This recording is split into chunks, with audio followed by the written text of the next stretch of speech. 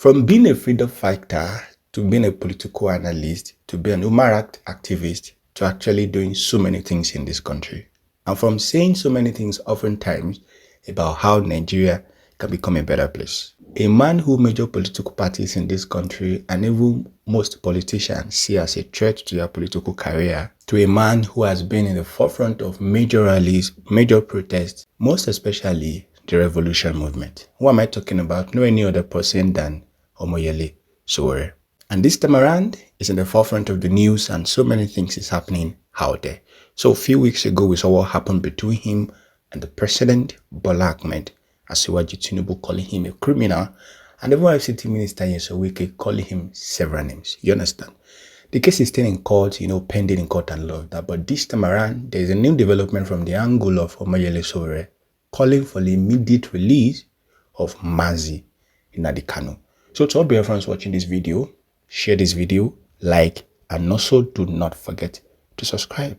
Will this demand be made by the federal government, or do you think the president Bola Ahmed Tinubu will eventually do this? Because as we stand, no retreat, no surrender, no going back. Few days from now, there's going to be a massive protest across the country tagged Release Nnamdi Kanu. What is your thought about it, and how do you think this will actually go? At this point in time, OMOYELE SOWORE is actually calling on all Igbo elite and all Igbo leaders, all Igbo governors to join him on this massive movement towards the final release of Nnamdi Kanu. I believe he has been held hostage by the federal government for a long time without any concrete evidence about all of what is being alleged against him. They believe his fundamental human rights has actually been manipulated and he has not been treated fairly by the Nigerian government. Guys, without wasting too much of our time, let's dive into the video and let me play you what I have for you today about OMOYELE SOWORE on his movement and his rescue mission towards Nnamdi Kanu. And what is your thought? Do you think the federal government will back down to this movement and this massive protest upcoming? Drop your comment and subscribe. What has motivated you to take the step of calling on people to take to the streets to draw attention to the need to release Mr. Kanu? So a number of things, and one is that we're friends, and we've been friends for a long time. In fact, I was one of the few people through Sahara TV that interviewed Nnamdi Kanu when he was relatively unknown, before he was arrested the first time. And I met him in 2019 in New York, had a conversation about the struggle for his people, and we struck a friendship then. And I was here in Nigeria myself, held up by the Nigerian government when he was extraordinary rendition from Kenya. In fact, I was one of the few people who ran to court by the time he had been taken to the DSS detention, where he had been deposited before, after he was kidnapped from Kenya. So, but the most important thing is that I understand the nature of justice, fair hearing, his constitutional right. And it is in his own case that you can say that he's presumed guilty and he's trying to prove his innocence, which is very sad. If you look at how long it has taken for all these court processes to take place, you know that Kanu's fate is not in the hands of the judiciary. If a decision was taken today by the owners of Nigeria to let him go, the judge might sit in the middle of the night and let him go. And by the way, on my way here, something happened. President Tinubu just pardoned 82 people. One of them was Herbert Macaulay, Nnamdi Azikiwe, of course, Farouk, who collected bribe from Otedola, a cocaine dealer who was in prison for life, and a fraudster. So if you can pardon this array of people and several others, I'm not asking for pardon for him, but it's a time to let Nnamdi Kanu go. Is there a lot of public support for the release of Nnamdi Kanu, or is that difficult to gauge? Oh, it's unprecedented. I've been fighting for his release for a long time. I used to attend all his court trials. Under Buhari, I was attacked several times. Each time I went to court, I was attacked physically by the DSS, police, thugs. But this time around, I'm surprised at the number of known traditional people, you know what I mean, who are in support of it. In fact, there was a poll put up by You know, it's not a scientific poll by Tunde Edno's page, who's a major Instagram influencer. And out of 17,000 people, 92% of them support the call for his release and the protest that's been planned for 20th of October. I understand you've tried to contact many leaders in the Southeast to take more public-facing action in support of Nnamdi Kanu's release. Have you been struck by their apparent lack of personal involvement and commitment to that cause? I'm not shocked, because I think on your show I once declared that Kanu's predicament, his ordeal, is as a result of some persons in the Southeast who took a decision that his release would jeopardize their political career and future. That I know as far back as when Tinubu freshly became president, because I was part of some conversation to release him. And they said at that time, Imo elections are coming. If it comes out, APC might not win. And subsequently, I realized that some of the communiques you see is just, you know, word of mouth by day. When they go at night or when they meet Tinubu, it's likely that they have a different position. And when I started contacting them in the last 24 hours, I'm shocked. You know, some of them that I used to be able to reach just switched off their lines. The ones I sent messages never responded. I reached out to Soludo, who I know personally. That's Charles Soludo, who's governor the of Anambra State. No response till now. I reached out to Alex Oti. Alex Oti used to be a columnist for Sahara Reporters, so I know him personally. No response till now. The only response I got was a nominal response that no, we shouldn't have dragged us the way you did. Reached out to Peter Obi, they said he's in Rome. But I sent a message that, you know, you can behave as the Romans do too, you know, just be part of this. But some have been encouraging. Senator Abaribe, I reached out to him, he responded, he said, I'm in on this. And I know that Abaribe suffered when he was a shorty for Kanu. In fact, I was sleeping on Abaribe's bed at the DSS in 2019, shortly after he was released, because he was shorty for Nnamdi Kanu. So the rep from his state at the House of Rep also has signed up. A number of persons have signed up, some of them publicly, but there is no unified response from Southeastern political leaders or traditional rulers or even the religious priesthood there, which many had expected would happen. But a lot of young people have signed up to this, and you can see that the Nigerian government is already pushing back because they've seen the response to be unequivocally in support of the release of Nnamdi Kanu at this time. I don't think they were expecting that such a response would be so favorable and swift. So is this what you think is needed to push this Nnamdi Kanu issue over the line and perhaps change President Tinubu's view of Mr. Kanu and not the sort of behind-the-scenes quiet diplomacy that has been going on since? It's obvious that diplomacy cannot work.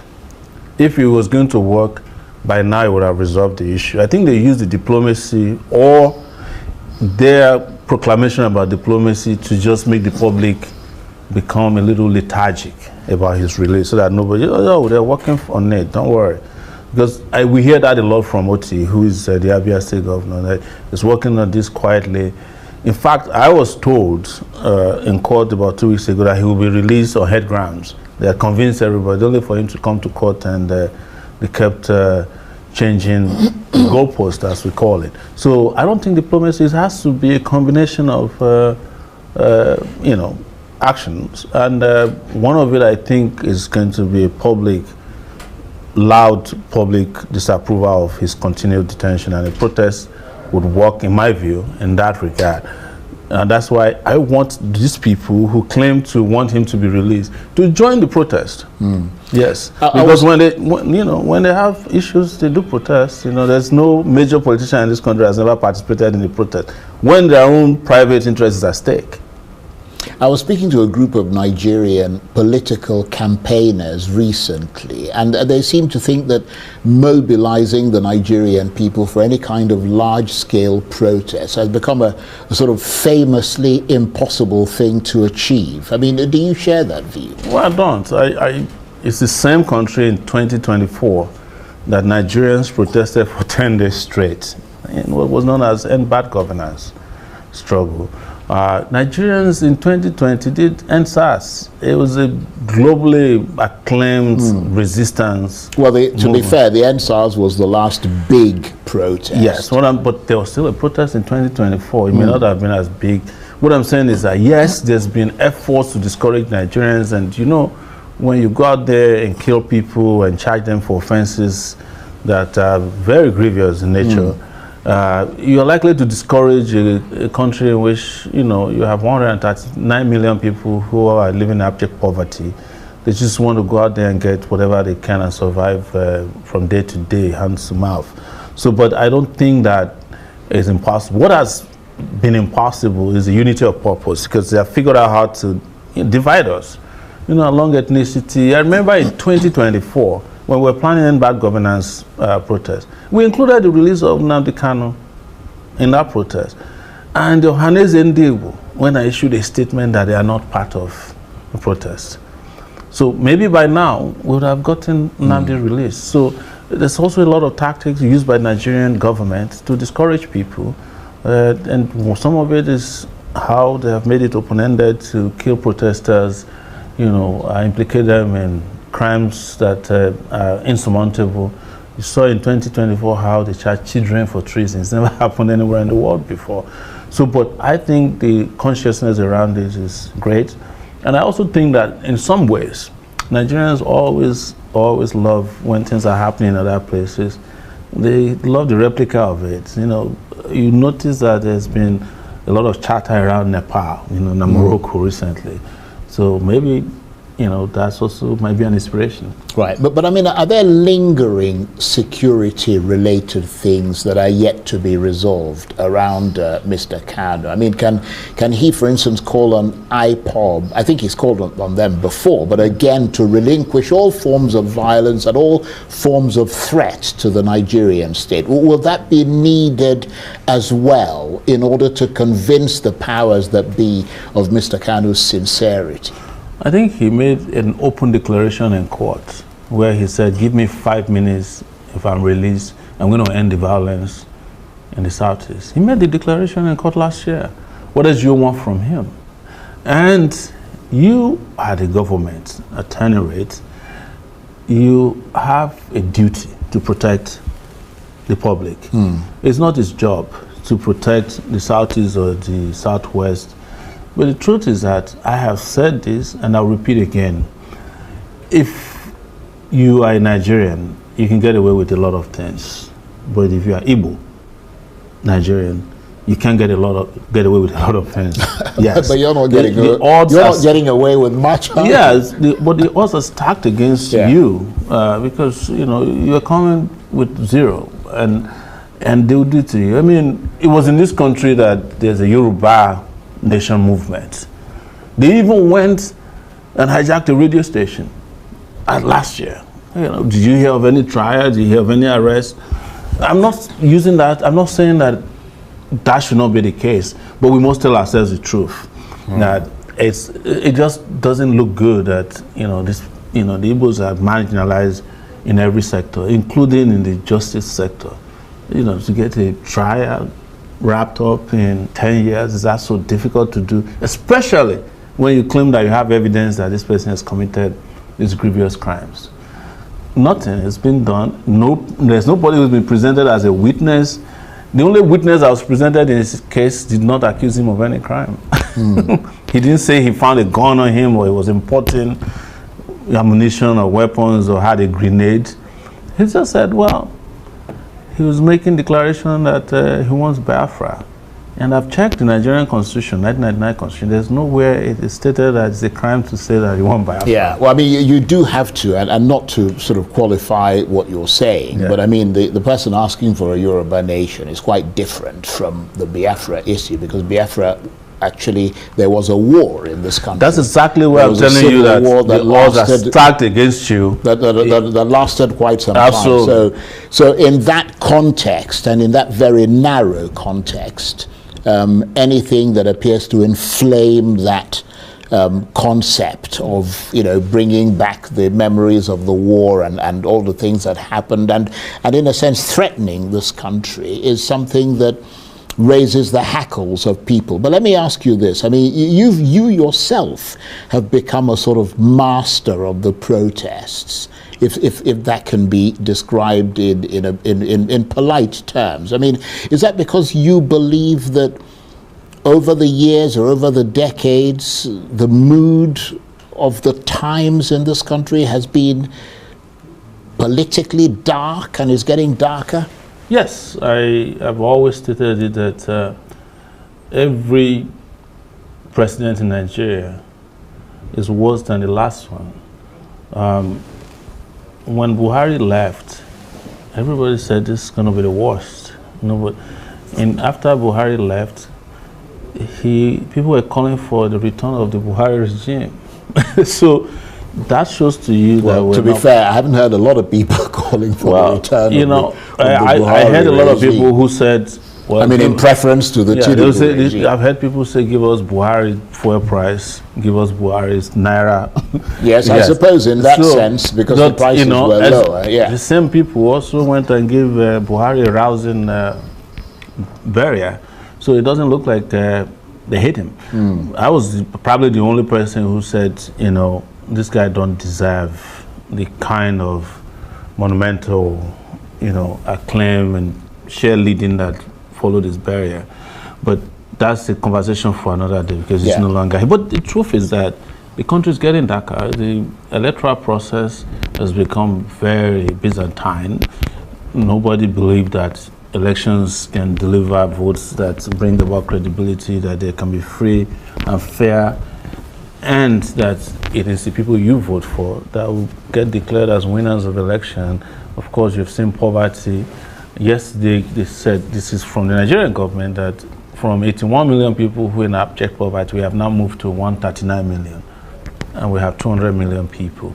So we're not making progress. That's the truth, either politically, economically, culturally, and socially. I don't see. Well, the government is disputing those sort of World Bank figures, and they would say to you, I'm sure you've heard them say it many times, that your view of this country is particularly melancholy and despairing. Well, they've always said that, and I've never been wrong. They have been the ones who's been wrong. My position on politics, economy, in the way the justice system works has been, right. I remember in 2019 when I was arrested in the charge for treason, I made it clear. I said, nope, this is going nowhere. And that's what happened. One day they came and withdrew their charges. So when I said to you that elections are not free, fair, or credible, or that they are allocating votes, I'm not lying. When you look at it, you find out I'm right. So I expect a lot of Nigerians would agree with your assessment there. On the issue of Nnamdi Kanu that we're talking about today, I've always stated that this trial was not going anywhere, and it hasn't gone anywhere. And that's why we're asking them to stop wasting resources, time, energy, and emotions on this, because the DSS spent millions of naira to come and carry out this charade in court. They have to lock up every street just to come and seek an adjournment. And would you say that dark theme that you talk about, that kind of overshadows this country, has resonance for many Nigerians? I mean, you do have a huge following, but do they see this country as darkly as you do, and that sense that everything is about to explode? They see it even more than I do. That's why they are leaving. That's why most Nigerians, whenever they have the slightest opportunity, leave Nigeria. You don't leave a place that is that's going to explode. I mean, that's making progress. You stay and wait for it to see the progress happen. If this place was promised land, people will be coming in. But because it is not, people are leaving, The only people that are left in Nigeria are people who are stuck in Nigeria. Now, probably people who are dinosaurs who can't go anywhere because they can't sense danger. But you're not stuck in Nigeria, are you? I'm likely stuck. This is my passport since January. But even if my passport was not seized, I'll be here. That's a decision I took a long time ago. Even though I have a right to move freely around the world, that I'm done with being, having a career in being, an exile or, being in another person's country. Yeah, because why did we go there in the first place? We travel 12,000 miles just to go and drink drinkable water in America, enjoy electricity, drive on good roads, get good jobs, send our children to school. That's why we all leave this place. If we have that over here, nobody would be a second-class citizen in the UK or anywhere in Europe. Those are the basic reasons why we leave this place. We go and seek hospitals that work. We go and drive on roads that don't kill people. We don't want to live in darkness. We don't want our neighbors to cut our necks off because of insecurity. We don't want our police to jail us when we haven't committed any offense. That's the reason we leave. These are the basic reasons why Nigerians are living in droves. If those conditions are in place, people who have left will return by tomorrow.